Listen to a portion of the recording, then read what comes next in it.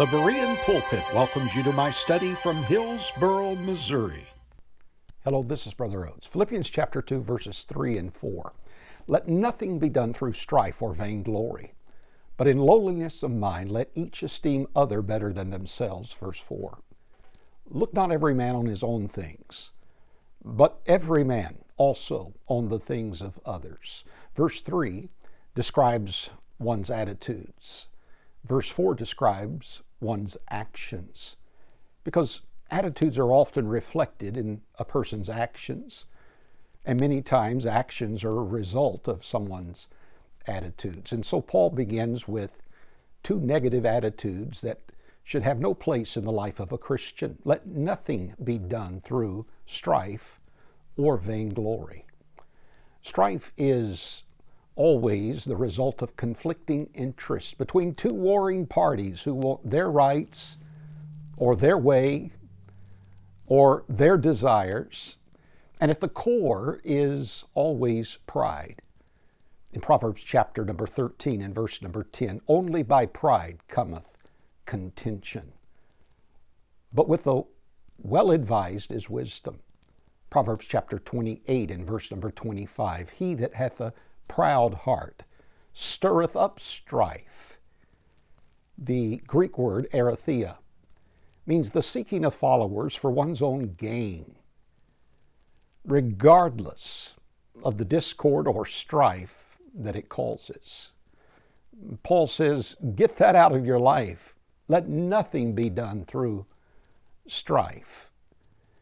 Its twin attitude is vainglory. Kenodoxia is the Greek word, from the root word kenos, meaning empty, and doxa, where we get our word doxology, meaning praise, or empty praise. In James chapter 4 and verse number 6, God resisteth the proud, but giveth grace unto the humble. You either will humble yourself, or God will humble you.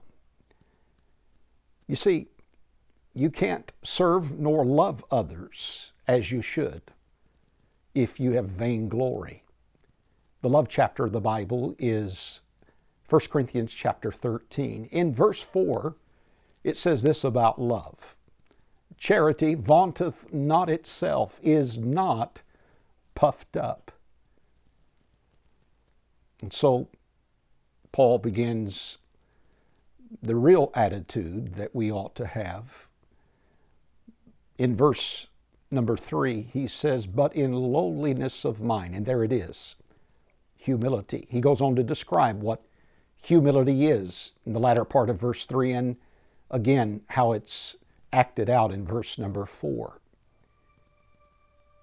In the early 1900s, the great founder and general of the Salvation Army, William Booth, could not afford a full message to send as a telegram across the world to all of his officers. So he had to condense his message to but one word. What one word would inspire, encourage, and direct his officers? The one word is the last word of Philippians chapter 2 and verse number 4. The word, others. Bereans, search the Scriptures. God bless you.